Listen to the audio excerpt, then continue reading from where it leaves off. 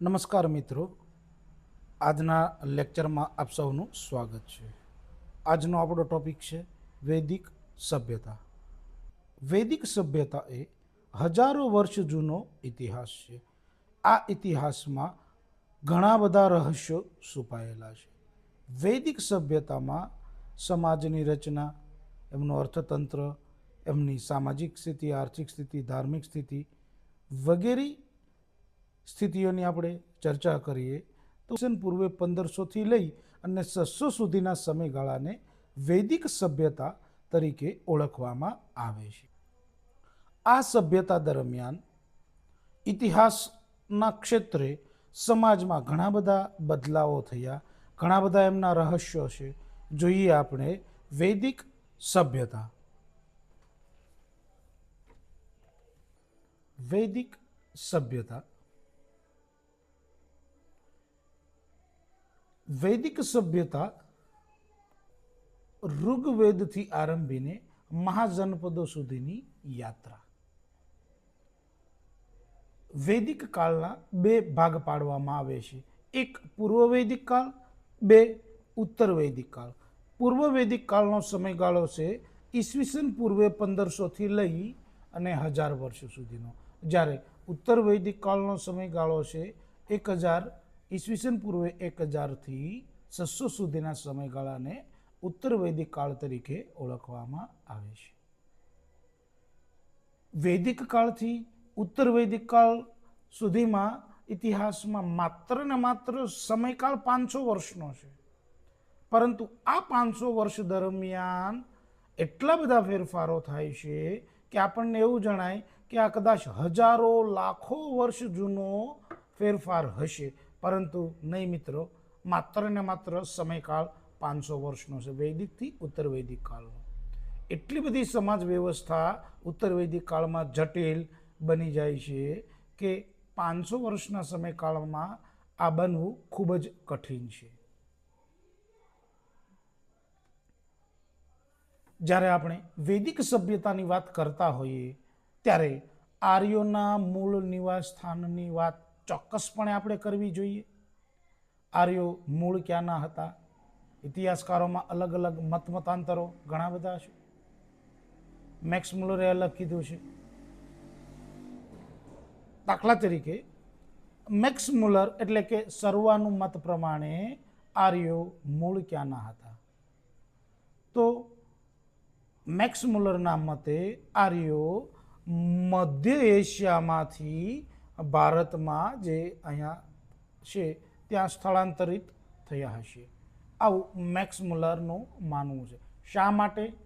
તો કે max Muller ભાષાના આધારે વૈદિક સભ્યતાના પુરાવાઓ આપે છે. ભાષા એટલે કે દાખલા તરીકે મેક્સ મુલર જણાવે છે કે સંસ્કૃતના શબ્દો એટલે કે માતૃ અને પિતૃ, જે લેટિન ભાષામાં માતર અને પિતર, જ્યારે ઇંગ્લિશમાં મધર અને ફાધર. તો આવા શબ્દોના કારણે મેક્સ મુલરનું એવું માનવું છે કે આર્યો મધ્ય એશિયામાંથી ભારતમાં સ્થળાંતરિત થયા હશે.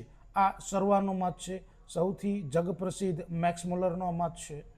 ત્યારબાદ નેક્સ્ટ આપણા સ્વાતંત્ર્ય સેનાની એવા લોકમાન્ય તિલક. લોકમાન્ય તિલકનું એવું માનવું છે કે આર્યો ઉત્તરી ધ્રુવમાંથી સ્થળાંતરિત કરી અને ભારતમાં આવ્યા છે. ઉત્તરી ધ્રુવ એટલે કે અહીંથી ભારતમાં આવ્યા છે. આવું લોકમાન્ય તિલક શા માટે માને છે? તો પણ એ પણ એક લોજિક આપણને જણાવે છે. વેદોની અંદર 6 મહિના સુધીની રાત્રિ અને 6 મહિના સુધીનો દિવસ આવો ઉલ્લેખ છે, અને તે માત્ર ને માત્ર ઉત્તરીય ધ્રુવમાં છે કે ભાઈ સૂર્ય 6 મહિના પછી ઉગે છે અને 6 મહિના સુધી રાત્રિ રહેશે. તો આ લોકમાન્ય તિલકનું લોજિક છે. એટલે લોકમાન્ય તિલકનું માનવું છે કે આર્યો ઉત્તરી ધ્રુવમાંથી અહીંયા ભારતમાં સ્થળાંતરિત થયા છે. જ્યારે દયાનંદ સરસ્વતીનું માનવું છે કે અહીં તિબેટમાંથી ભારતમાં આર્યો આવેલા હશે. ડૉક્ટર અવિનાશ ચંદ્રદાસનું માનવું છે કે આર્યો સપ્ત સિંધુ એટલે કે આ જે ભાગ છે સપ્ત સિંધુમાંથી એ લોકો અહીંયા સ્થાનિકના વતની હશે, જ્યારે ડૉક્ટર અવિનાશ ચંદ્ર દાસ, જેમનું માનવું છે કે તેઓ મૂળ ભારતના જ વતની હતા અને સપ્ત સિંધુમાં પોતાનું જીવન વર્ષોથી વિતાવતા હતા. એટલે ઇતિહાસકારોમાં આર્યોના નિવાસસ્થાન અંગેના ઘણા બધા મતાંતરો છે કે ભાઈ આર્યો મૂળ ક્યાંના છે. જ્યારે કેટલાક ઇતિહાસકારો એવું પણ માને છે આર્ય એ કોઈ જાતિ નથી. એ આર્ય શબ્દનો અર્થ થાય છે કે શ્રેષ્ઠ. જે શ્રેષ્ઠ હોય એને આર્ય કહેવાય. આર્ય શબ્દનો અર્થ જ શ્રેષ્ઠ થાય છે. નેક્સ્ટ, ઋગ્વૈદિકનું ભૌગોલિક સ્થાન આપણે જોઈએ તો ઋગ્વૈદિકનો જે ડેવલપમેન્ટ એટલે વિકાસનો જે પ્લેસ એટલે કે સ્થાન છે એ મોસ્ટ ઓફ સિંધુ, સરસ્વતી, જેલમ, સિનાબ, રાવી, બિયાસ, સતલજ વગેરે નદીઓ એટલે કે સપ્ત નદીઓ, સાત નદીઓના કિનારે એ લોકોનું જીવન ડેવલપમેન્ટ છે. 7 નદીઓના આજુબાજુના વિસ્તારોમાં આર્યો પોતાનું જીવન વ્યતીત કરતા હતા. ઋગ્વૈદિક કાળ, સૌપ્રથમ આપણે આ લેક્ચરને 2 વિભાગમાં ડિવાઇડેડ કરીશું. સૌપ્રથમ આપણે વૈદિક કાળની વાત કરીશું. વૈદિક કાળનું પ્રારંભિક સામાજિક જીવન અને સ્ત્રીઓનું સ્થાન જોઈએ તો સૌપ્રથમ કુટુંબ. તો વૈદિક કાળમાં કુટુંબની અંદર પિતૃસત્તાક કુટુંબ વ્યવસ્થા આપણને જોવા મળે છે. એટલે કે સમાજની અંદર પિતૃપ્રધાન સમાજ હશે, જેમાં ઘરના સૌથી વડીલ વ્યક્તિ હોય એ કુલપતિ તરીકે ઓળખવામાં આવે છે. પિતા એટલે કે કુલપ શબ્દ તરીકે ઓળખાય છે. સ્ત્રીઓનું ઉચ્ચ સ્થાન, જો વૈદિક યુગમાં આપણને સ્ત્રીઓનું ઉચ્ચ સ્થાન જોવા મળે છે. શા માટે? તો કે શિક્ષણનો અધિકાર અને ઉપનયન સંસ્કાર. સ્ત્રીઓને વૈદિક સમયમાં શિક્ષણનો સંપૂર્ણ અધિકાર છે. 2, બાળ લગ્ન કે પડદા પ્રથાનો અભાવ છે. વૈદિક સમયમાં કુરિવાજો આપણને જોવા મળતા નથી. બાળ લગ્ન એવા કોઈ રિવાજો અસ્તિત્વમાં નથી. બીજું, વિધવા વિવાહ લગ્ન પણ થતા હતા, તો આ સારામાં સારી બાબત છે. ત્યારબાદ સભા અને સમિતિમાં હાજરી. સ્ત્રીઓ સભા અને સમિતિ, સભા એટલે કે જ્ઞાની લોકોની સભા. રાજાઓથી કરતાં પણ એમનું પદ ઊંચું છે. રાજાની નિયુક્તિ સભા અને સમિતિ દ્વારા નિયુક્ત થતી. આમ જોઈએ તો રાજાનું સ્થાન વંશાનું પરંપરાગત હતું, પરંતુ રાજા પાસે અત્યારે જે સત્તા છે એ મર્યાદિત છે. એટલે કે સભા અને સમિતિમાં સ્ત્રીઓનું સ્થાન હોવું એ ખૂબ જરૂરી છે. દાખલા તરીકે એ સમયમાં સ્ત્રીઓમાં લોપામુદ્રા, ઘોષા, અપાલા, વિશ્વવારા આ વગેરે સ્ત્રીઓ એ વેદોની ઋચાઓ એટલે કે મંત્રો લખાયેલા છે. આ લોપામુદ્રા, ઘોષા, અપાલા આ વગેરે જે સ્ત્રીઓ છે એ ઋગ્વેદોમાં મંત્રો એટલે કે ઋચાઓ લખેલી છે. એટલે કે એ સમયમાં સ્ત્રીઓનું યોગ્ય સ્થાન હશે એ આપણને સ્પષ્ટપણે માલુમ પડે છે. સ્ત્રીઓનો દરજ્જો ખૂબ ઊંચો હશે એવું આપણને જણાય છે. ઋગ્વૈદિક કાલીન રાજકીય વ્યવસ્થામાં જોઈએ તો સૌથી પ્રતિષ્ઠિત સ્થાન એટલે કે રાજા. સૌથી ઊંચું સ્થાન રાજા અને સૌથી નીચું સ્થાન એટલે કે કુલ. કુલમાંથી ગ્રામ, ગ્રામમાંથી વિશ અને વિશમાંથી જન અને જનમાંથી રાજન. એટલે કે આ અલગ અલગ તબક્કામાંથી રાજાઓને રાજનનું સ્થાન મળતું. રાજન એટલે કે હાલના શબ્દોમાં કહીએ તો રાજા. એટલે કે એ સમયમાં કબીલાનો વડો. લોકશાહીની સંસ્થા એટલે કે એ સમયમાં સભા. તો કે સભા વડીલ અને શ્રેષ્ઠીઓની સંસ્થા હતી જ્યાં ન્યાયિક કાર્યો થતા હતા. યોગ્ય નિર્ણયો લેવામાં આવતા હતા. ત્યારબાદ સમિતિ. તો સામાન્ય જનતાની પ્રતિનિધિ સભા રાજાની ચૂંટણી કરી શકતી. એ સમયમાં સામાન્ય જનતાની પ્રતિનિધિ સભા રાજાની ચૂંટણી કરી શકે છે. વિદથ. વિદથ એટલે આ એક સૌથી પ્રાચીન સંસ્થા છે. કર એટલે કે બલિ અથવા તો સ્વૈચ્છિક ભેટ. આર્થિક જીવન. આ સમયમાં આર્થિક જીવનમાં પશુપાલન અને કૃષિ ખૂબ મહત્વનું સ્ત્રોત છે. આ સમયમાં વૈદિક સમયમાં પશુપાલનને વધારે મહત્વ છે. કૃષિને એટલું બધું મહત્વ આપવામાં આવતું નથી. મુખ્ય વ્યવસાય. તો એનો મુખ્ય વ્યવસાય હતો પશુપાલન, ખેતી ગૌણ હતી. ગાયનું મહત્વ એટલા માટે કે સંપત્તિનું માપદંડ. ધનવાન વ્યક્તિ, યુદ્ધમાં ગવિષ્ઠી, ગાયોની શોધ, પુત્રી એટલે દુહિતા, ગાય દોહનારી. દાખલા તરીકે એ સમયમાં ગાયનું મહત્વ એટલું બધું હતું કે સૌથી ધનવાન વ્યક્તિ એ ગણાતો કે જેમની પાસે સૌથી વધારે ગાયો હોય, તેને ધનવાન વ્યક્તિ તરીકે માનવામાં આવે છે. યુદ્ધ એટલા માટે જ થતા, યુદ્ધમાં આ એક ગવિષ્ઠી શબ્દ પ્રયોજન છે. ગવિષ્ઠી શબ્દનો અર્થ થાય છે ગાયોની શોધ. ત્યારબાદ બીજી અન્ય કામગીરીમાં જોઈએ તો રથાકાર, સુથાર, વણકર વગેરે જેવી આર્થિક દ્રષ્ટિએ વૈદિક સમયમાં એમના મુખ્ય સાધનો રહ્યા છે એવું કહી શકાય. ધાર્મિક જીવન.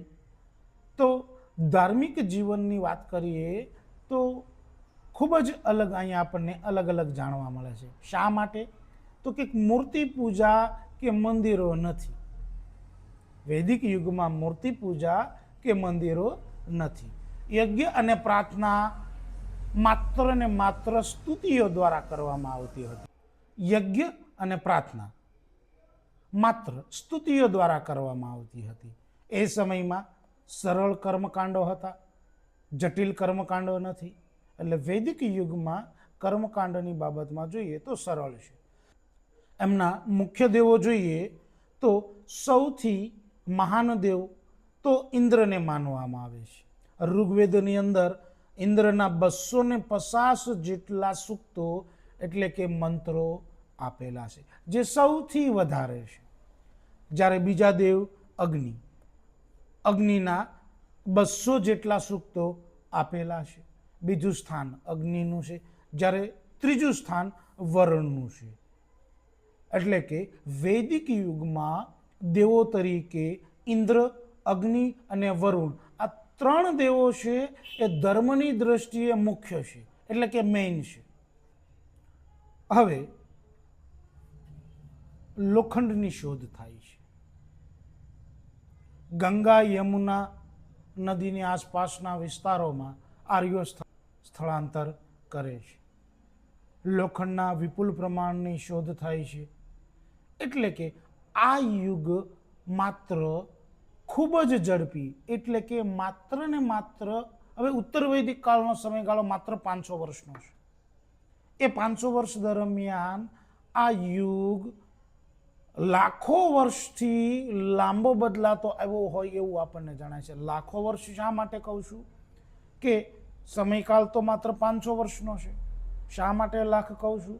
તો કે એટલા બધા તફાવતો આપણને જોવા મળે છે. સમાજ વ્યવસ્થા બદલી જાય છે, અર્થવ્યવસ્થા બદલી જાય છે, લોકોના જીવન ધોરણો બદલી જાય છે. વૈદિક યુગમાં લોકોનું જીવન કર્મને આધીન છે. લોકો કર્મને આધીન પોતાનું જીવન જીવે છે. ઋગ્વેદમાં 10મા મંડળમાં એક કાવ્ય ઋષિ આપેલું છે, જેમાં ઉલ્લેખ છે, ઋષિ ગર્વથી કહે છે કે હું એક કવિ છું, મારી પત્ની એક ચિકિત્સક છે, મારું સંતાન સેવાકીય પ્રવૃત્તિ સાથે જોડાયેલું છે. એટલે કે એક જ ઘરમાં 3 જાતિઓના લોકો, એટલે કે 3 વર્ગના લોકો વસવાટ કરે છે.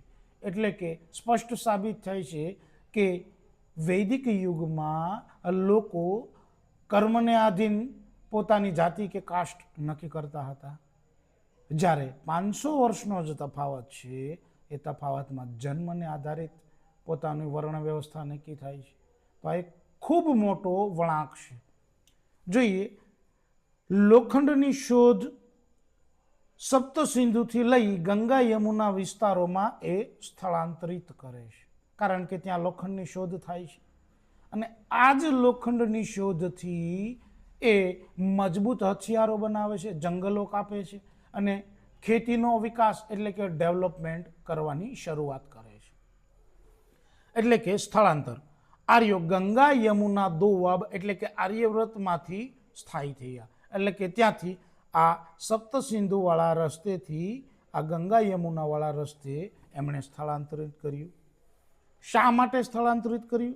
તો કે લોખંડની શોધ થઈ. એ લોખંડનો ઉપયોગ ક્યાં કર્યો? તો કે જંગલો સાફ કરવામાં અને ખેતીમાં ક્રાંતિ લાવવા માટે. અને ખેતીમાં ક્રાંતિ પણ આવે છે. જનપદ. તો જન હવે પ્રાદેશિક જનપદ બન્યા.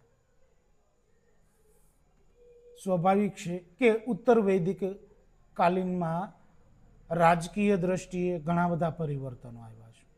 જે વૈદિક યુગમાં રાજાનું સ્થાન હતું એ ઉત્તર વૈદિકમાં નથી. શા માટે નથી? તો કે હવે રાજાને ઘણા બધા અધિકારો મળી ગયા છે. જોઈએ, મુખ્ય ફેરફારો જોઈએ તો સભા અને સમિતિનું મહત્વ ઘટી ગયું. જે વૈદિક યુગમાં સભા અને સમિતિનું જે મહત્વ હતું એ ઉત્તર વૈદિક કાલીનમાં સભા અને સમિતિનું મહત્વ ઘટી ગયું.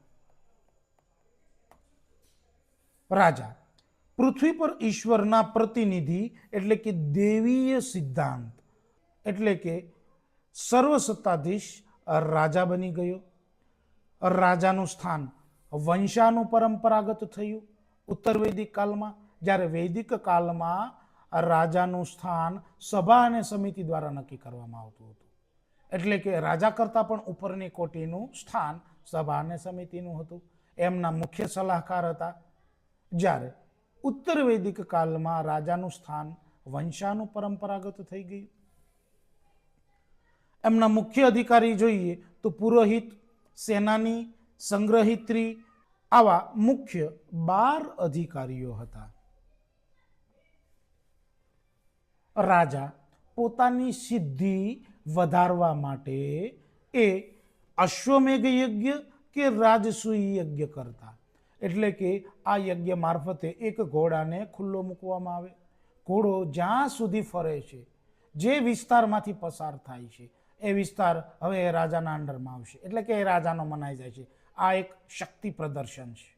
જો કોઈને એમાં હસ્તક્ષેપ હોય તો એ સીધું અશ્વને રોકો એટલે કે યુદ્ધ કરવા બરાબર છે. એટલે કે અહીં રાજા હવે શક્તિ પ્રદર્શન પણ કરે છે. ત્યારબાદ સૌથી મોટો વળાંક, જે વૈદિક યુગમાં કર્મને આધીન સમાજ હતો એ હવે સમાજ વર્ણ વ્યવસ્થાને આધીન બની ગયો. વર્ણ વ્યવસ્થા એટલે કે સૌથી ઉપરની કોટીએ બ્રાહ્મણ, બીજા સ્થાનમાં ક્ષત્રિય, ત્રીજા સ્થાનમાં વૈશ્ય અને ચોથા સ્થાનમાં ક્ષુદ્ર. આ 4 વર્ણ વ્યવસ્થા એક્ટિવ થઈ ગઈ, જેમાં બ્રાહ્મણનું મુખ્ય કાર્ય કર્મકાંડ કરવું અને શૈક્ષણિક એટલે કે શિક્ષણના વ્યવસાય સાથે સંકળાયેલું છે. ક્ષત્રિયોને શાસન કરવાનું અને યુદ્ધકીય પ્રવૃત્તિઓનું જવાબદારી મળી ગઈ. વૈશ્યોને ઉદ્યોગ અને વેપાર સાથે સાંકળવામાં આવે છે. જ્યારે શૂદ્રો, તો આ 4 વર્ણની સેવા માટે શૂદ્રનું સ્થાન હતું. તો આ પ્રકારની વર્ણ વ્યવસ્થા ઉત્તર વૈદિક કાળમાં બની. હવે આ વર્ણ વ્યવસ્થાનો તફાવત માત્ર 500 વર્ષનો છે. સાથોસાથ અહીં 4 આશ્રમ વ્યવસ્થા એટલે કે ઉપનયન સંસ્કાર આશ્રમ વ્યવસ્થા ડેવલપમેન્ટ થઈ. જેમાં 1 થી 25 વર્ષ જે છે એ શિક્ષણ એમને લેવાનું છે. જન્મથી લઈ અને 25 વર્ષનો સમયગાળો છે એને બ્રહ્મચર્ય કહે છે, એટલે કે શિક્ષણ લેવાનું છે. 26 થી લઈ અને 50 સુધીનો જે સમયગાળો છે એ ગૃહસ્થ જીવન છે, એટલે 26 વર્ષથી લઈ અને 50 સુધીના સમયગાળામાં એને વિવાહ કરી લેવાના છે, લગ્ન કરી લેવાના છે અને સમાજની એટલે કે કુટુંબ કે ઘરની વ્યવસ્થામાં રહી અને જોડાઈ જવાનું છે. ત્યારબાદ 51 થી લઈ અને 75 સુધીનો જે સમયગાળો છે એ વાનપ્રસ્થ આશ્રમ એટલે કે વનમાં જવાનો સમયગાળો છે. અને ત્યારબાદ 73 થી લઈ અને 100 વર્ષ સુધીનો સમયગાળો છે એ મોક્ષ પ્રાપ્તિનો છે. એટલે કે એ સમયમાં મનુષ્યનું જીવન 100 વર્ષનું હશે એ નક્કી છે. શા માટે? તો કે આવા 4 તબક્કાઓ એટલે કે આશ્રમ વ્યવસ્થાઓ આપણને જોવા મળે છે. ત્યારબાદ સ્ત્રીઓના સ્થાનમાં ઘટાડો કે પીછેહટ. તો વૈદિક સમયમાં જે સ્ત્રીઓનું સ્થાન હતું એ હવે ઉત્તર વૈદિક કાળમાં આપણને એ સ્થાન જણાતું નથી. શા માટે? તો કે આ ઉત્તર વૈદિક કાળમાં ઘણા બધા ફેરફારો થયા છે. જે વૈદિક યુગમાં લોપામુદ્રા, અપાલા, ઘોષા જે સ્ત્રીઓએ ઋચાની રચનાઓ કરી હતી એ હવે એજ્યુકેશનથી વંચિત છે, સભા સમિતિમાં ભાગ લઈ શકતી નથી, ઉપનયન સંસ્કાર બંધ છે, બહુપત્નીત્વ પ્રથામાં વધારો છે. તો ધીમે ધીમે સમાજમાં કુરિવાજો શરૂ થયા અને સ્ત્રીઓના સ્થાનમાં ધીમે ધીમે ઘટાડો થયો. એતરેય બ્રાહ્મણ પુત્રી દુઃખનું મૂળ એવો ઉલ્લેખ છે, એટલે કે પુત્રી જન્મને અશુભ માનવામાં આવે છે. અપવાદ રૂપ એટલે કે ગાર્ગી અને મૈત્રી જેવી વિદુષીઓ એ યાજ્ઞવલ્કસ ગાર્ગી સંહિતામાં સંવાદ આપેલો છે. ત્યારબાદ આર્થિક દ્રષ્ટિએ ખૂબ મોટી ક્રાંતિ થઈ. શા માટે? તો કે પહેલા ગાયને પશુધન માનવામાં આવતું હતું, સંપત્તિ માનવામાં આવતી હતી.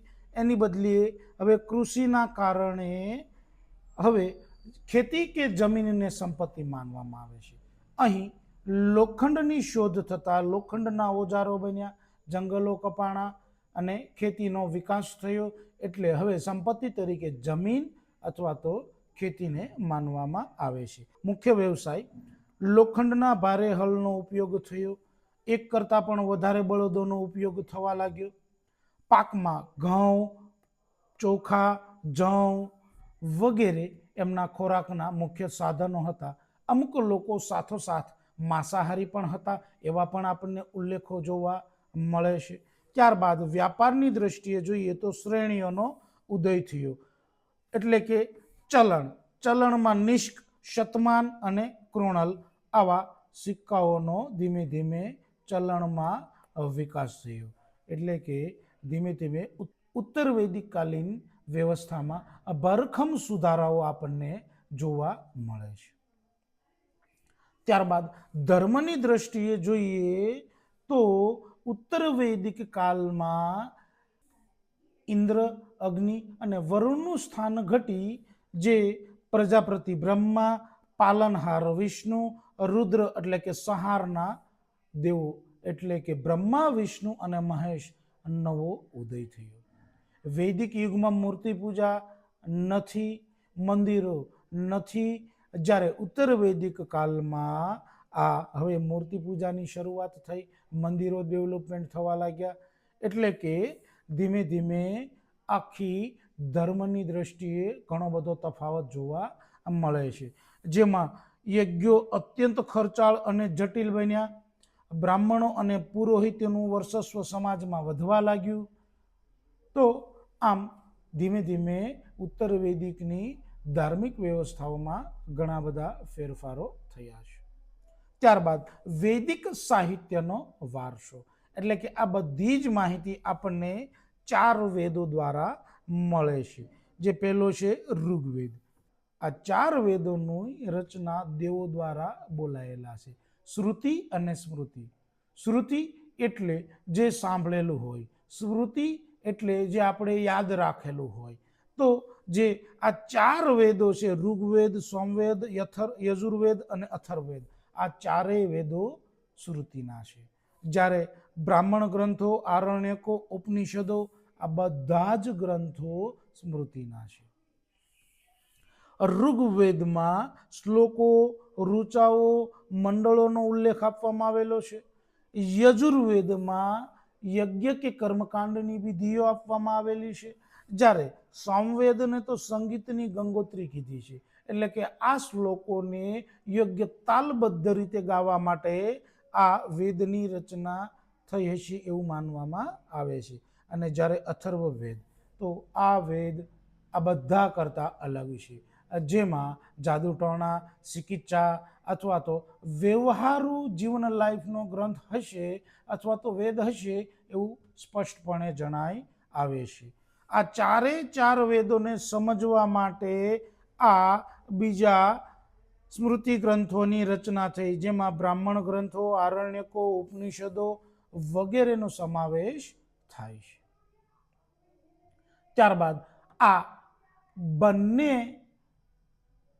ઇતિહાસો, બંને એટલે વૈદિક કાળ અને ઉત્તર વૈદિક કાળ, આ બંનેના તફાવત આપણે જોઈએ કે કેટલો પરિવર્તન આવેલો છે. જો ઋગ્વૈદિકનો સમયકાળ ઈસવીસન પૂર્વે 1500 લઈ અને 1000નો માનવામાં આવે છે.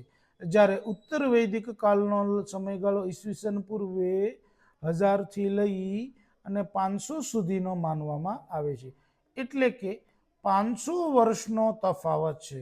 આ 500 વર્ષના તફાવતમાં ઘણો બધો ફેરફાર થયો છે. કેવો ફેરફાર જોઈએ તો વૈદિક કાળમાં સમાજ સપ્તસિંધુ નદીના કિનારે વસતો હતો, ગ્રામીણ સંસ્કૃતિમાં પોતાનું જીવન વ્યતીત કરતો હતો, મુખ્ય વ્યવસાયનું સાધન પશુપાલન હતું, એ પ્રકૃતિની પૂજા એટલે કે ઇન્દ્ર, વરુણ, અગ્નિ વગેરે દેવોની પૂજા કરતો હતો. સ્ત્રીઓનું સ્થાન સમાજમાં ઉચ્ચ હતું. જ્યારે હવે ઉત્તર વૈદિક કાળમાં જોઈએ તો તેણે ત્યાંથી સ્થળાંતર કરી ગંગા યમુના નદીના જે વિસ્તારો છે ત્યાં એ સ્થળાંતરિત થયો. નાના ગ્રામીણોમાંથી મોટા નગરોનો ઉદય થયો. ગાયોને બદલે હવે કૃષિ પ્રધાન એટલે કે મુખ્ય સંપત્તિ એની કૃષિ પ્રધાન થઈ, ખેતી અને જમીન થઈ. કર્મકાંડો શરૂ થયા અને વર્ણ વ્યવસ્થા આખી બદલાઈ ગઈ. પહેલા જે કર્મને આધીન વર્ણ વ્યવસ્થા હતી એ હવે જન્મને આધીન વર્ણ વ્યવસ્થા થઈ ગઈ. તો વૈદિક સભ્યતાએ ભારતીય સામાજિક માળખું એટલે કે તત્વજ્ઞાન, ઉપનિષદ અને સંસ્કૃત ભાષાનો અમૂલ્ય વારસાની આપણને ભેટ આપી છે.